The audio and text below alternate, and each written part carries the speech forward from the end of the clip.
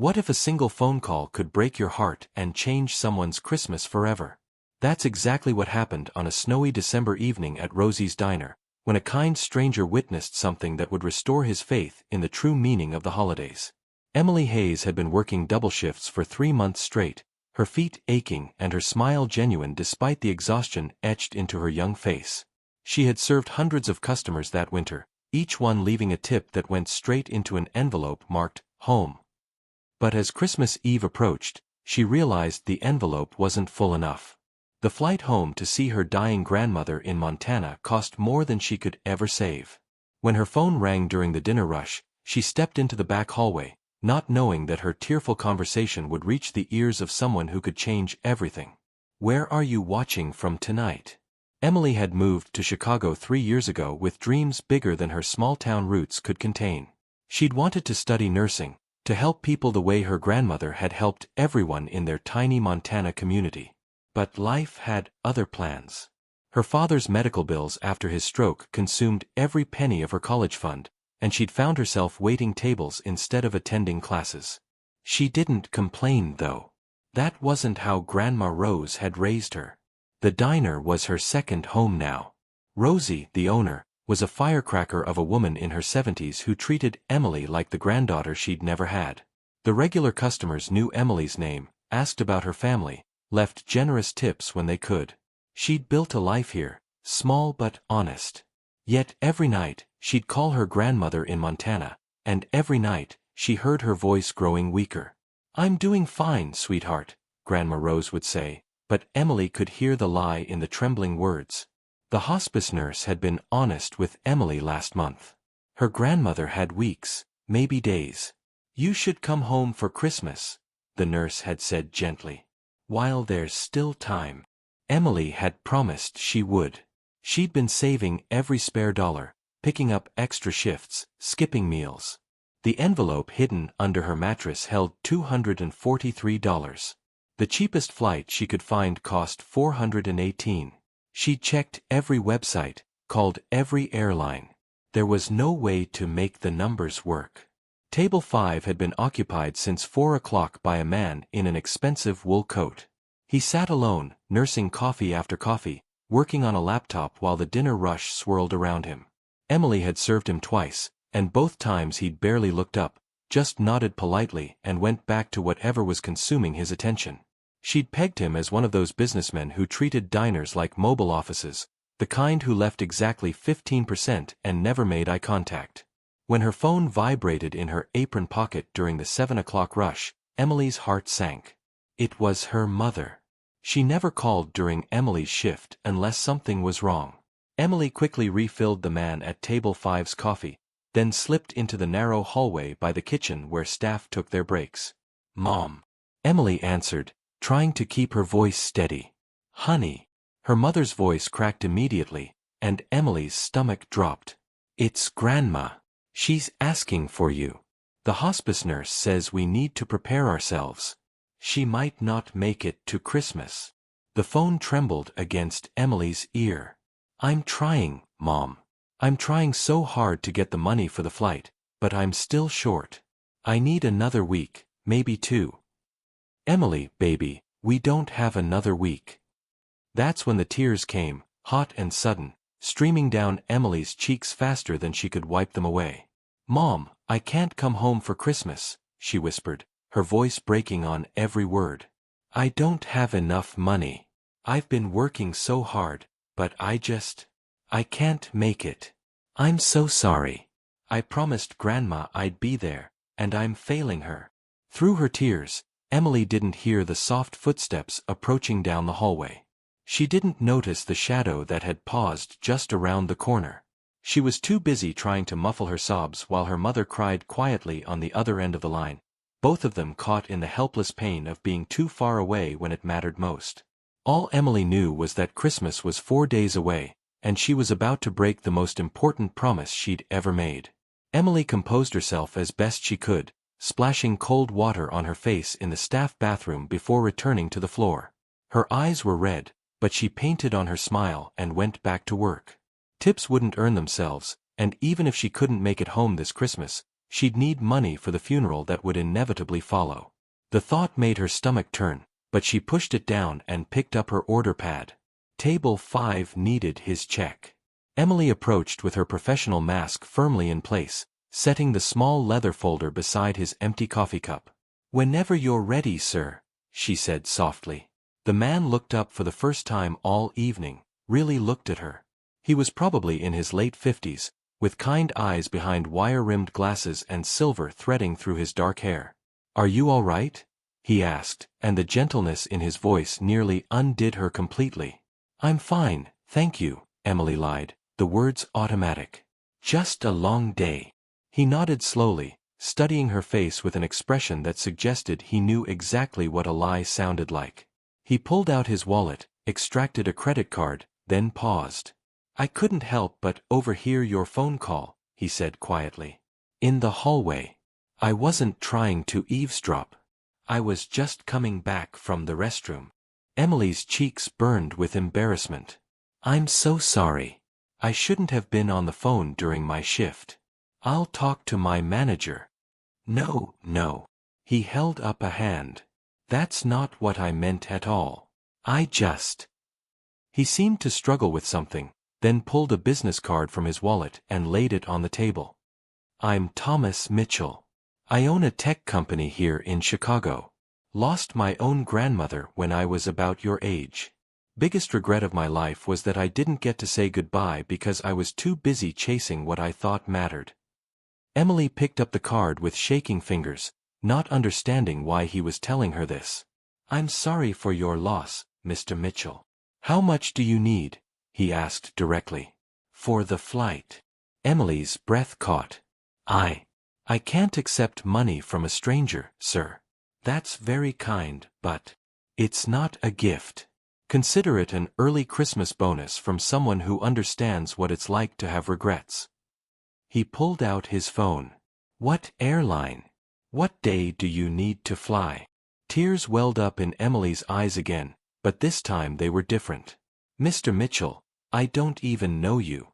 Why would you do this?" He smiled, and something in his expression suggested old pain finally finding purpose. "Because somebody should have done it for me 30 years ago. Because your grandmother is waiting. And because sometimes we get the chance to fix our own regrets by helping someone else avoid them." He gestured to his phone. "Now, what airline? If this moment touched your heart, please give the video a thumbs up. Let me know you're feeling this story." Emily could barely speak through her tears as she whispered the flight details.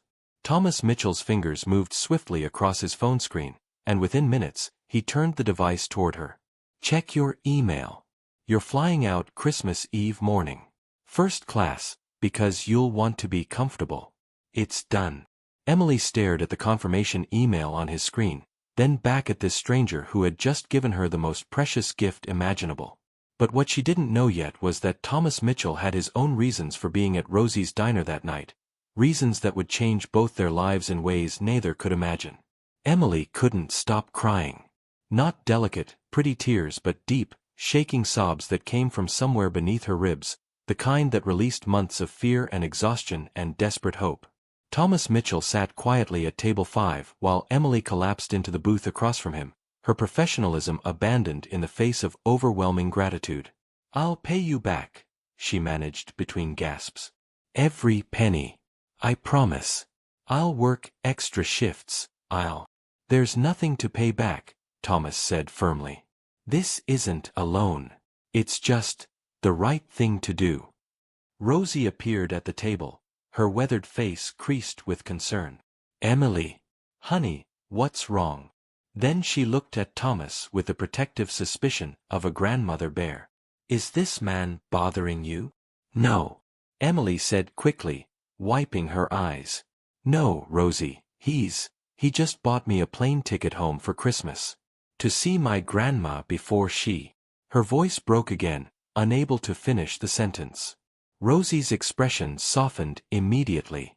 She looked at Thomas with new eyes, then patted his shoulder. "You're a good man. Dinner's on the house tonight."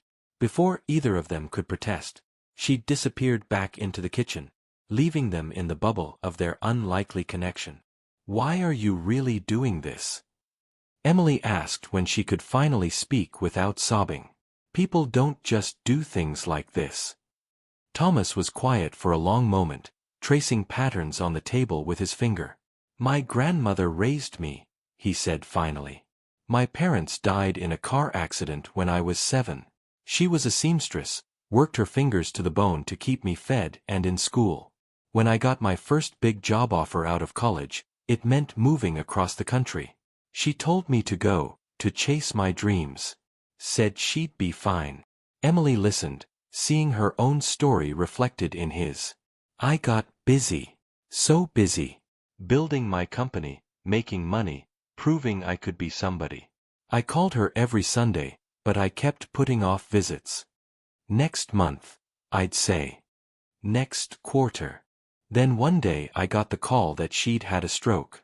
By the time I made it to the hospital, she was already gone." His voice remained steady, but Emily could see the ancient pain in his eyes. "I never got to tell her thank you. Never got to tell her that every good thing in my life started with her love." "I'm so sorry," Emily whispered. Thomas looked up at her with a sad smile.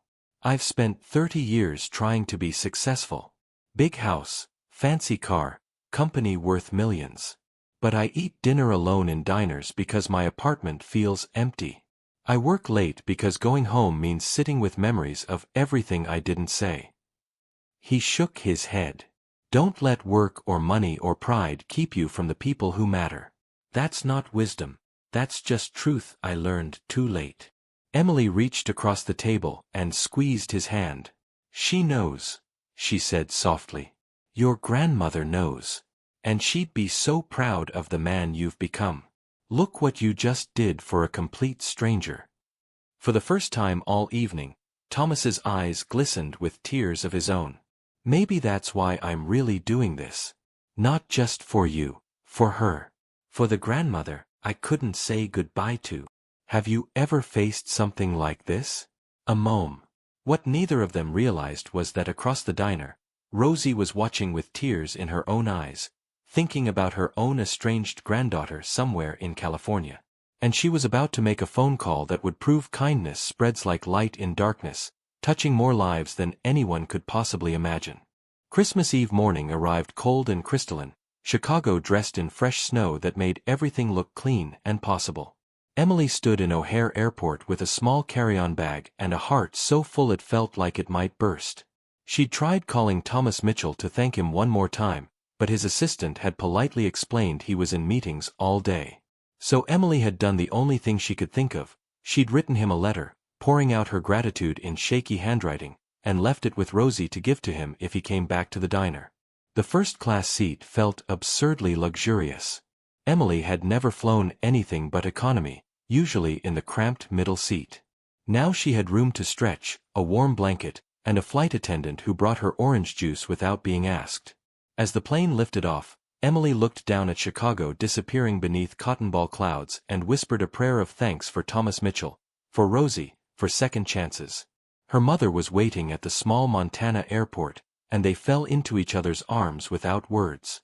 "She's been holding on for you," her mother said into Emily's hair. "Like she knew you were coming." The hospice room smelled like lavender and old books. Grandma Rose lay small and fragile against white pillows, but when Emily walked in, her grandmother's eyes opened and suddenly became clear and bright. "There's my girl," she whispered. Emily knelt beside the bed, taking her grandmother's paper-thin hand in both of hers. "I'm here, Grandma. I'm sorry it took so long." "You're exactly on time, sweetheart." Grandma Rose's voice was weak but certain. "Tell me about your life. Tell me about Chicago." So Emily did. She told her about Rosie and the diner, about the regular customers who felt like family, about going to night school when she could afford it, still chasing that nursing dream one class at a time. She told her about the kindness of strangers and the lesson she'd learned about help coming from unexpected places. "That man who helped you," Grandma Rose said slowly, "he needed it as much as you did. Sometimes giving is how we heal ourselves." She squeezed Emily's hand with surprising strength. You remember that, honey. Remember that we're all connected, all needing and needed. That's what makes life worth living. They talked through the afternoon and into the evening. Emily's mother brought tea, and neighbors stopped by with cookies and quiet condolences. As Christmas Eve darkness fell outside the window, Grandma Rose grew tired but peaceful. Best Christmas present I could ask for, she murmured, her eyes drifting closed. Having my Emily home. Emily stayed by her side all night, holding her grandmother's hand, telling stories about their life together. The summer Grandma Rose taught her to make jam, the winter they'd built a snowman taller than the mailbox, the thousand small moments that had built a lifetime of love. If you've been enjoying this story, subscribe to our channel for more heartwarming tales that remind us what really matters. Grandma Rose passed peacefully just after dawn on Christmas morning, Emily's hand in hers, surrounded by love. It wasn't a tragedy, it was a completion. And Emily knew, with absolute certainty, that Thomas Mitchell's gift had given them both something more valuable than gold. The chance to say goodbye, to say thank you, to say I love you one last time. But what Emily didn't know yet was that Thomas had one more surprise waiting for her back in Chicago, and it would change her future forever. Emily returned to Chicago 3 days after Christmas with a heart both broken and strangely full. Grief sat heavy in her chest, but it was clean grief, honest grief, the kind that comes when you've said everything that needed saying. She'd kept her promise. She'd been there. And that knowledge brought a kind of peace that no amount of regret could touch. Rosie hugged her tight when she walked back into the diner. I'm so sorry about your grandmother, honey. But I'm glad you made it home to her. Me too, Emily said, meaning it with every fiber of her being. Did Mr. Mitchell ever come back? I left him a letter. Rosie's eyes twinkled mysteriously. He did indeed. Came in the day after Christmas. Read your letter right here at table 5. Then he asked me for your address. She handed Emily a thick manila envelope. He left this for you. Emily opened the envelope with shaking hands. Inside was a letter typed on heavy business stationery, along with several other documents. She read Thomas's words with tears streaming down her face. Dear Emily, the letter began. Your thank you letter touched me more deeply than you know. You told me my grandmother would be proud of the man I've become. But the truth is, I haven't been that man in a very long time. I've been so focused on building an empire that I forgot to build a life. You reminded me what matters. So I'm making some changes, and I'd like you to be part of them. Enclosed you'll find a check to cover your nursing school tuition, all 4 years. No strings attached. You have the heart of a healer. I saw it in how you treated every customer that night, exhausted as you were. Don't let money stand between you and that dream. Second, I'm creating a scholarship fund in my grandmother's name to help other young people facing similar struggles. I'd like you to help me run it, if you're willing. Part-time, flexible hours, decent pay. Enough that you won't have to work yourself to exhaustion anymore. And finally, I've been thinking a lot about family. I called my estranged sister, whom I haven't spoken to in 5 years over some stupid business disagreement. We're having dinner next week. You taught me that time is precious and regrets are heavy. Thank you for that gift. You saved your grandmother's Christmas, but you saved something in me too. Wishing you every good thing, Thomas Mitchell. Emily stood in the middle of the diner, shaking, as Rosie read over her shoulder. The check was more than Emily had dared dream of. The job offer was real, detailed in the attached documents. And the scholarship fund, her grandmother's name would help dozens of other young people chase their dreams. He's a good man, Rosie said softly. Real goodness recognizes goodness. That's how it works. Emily thought about her grandmother's last words. We're all connected, all needing and needed. Thomas had needed to give as much as Emily had needed to receive. And somehow, in a diner on a snowy December night, 2 strangers had found exactly what they were both searching for: redemption, connection, hope. She picked up her phone and dialed Thomas Mitchell's number. When he answered, she said simply, I accept. All of it. And thank you for teaching me that kindness isn't just about helping, It's about letting yourself be helped too. His laugh was warm and genuine. See you Monday, Emily. We've got work to do. If you enjoyed this story, please remember to like this video, leave a comment sharing your thoughts about kindness and second chances, and subscribe for more heartwarming stories. Sometimes the smallest act of compassion creates ripples we never see coming. May your life be filled with both the courage to give and the grace to receive. Thank you for being here with us today.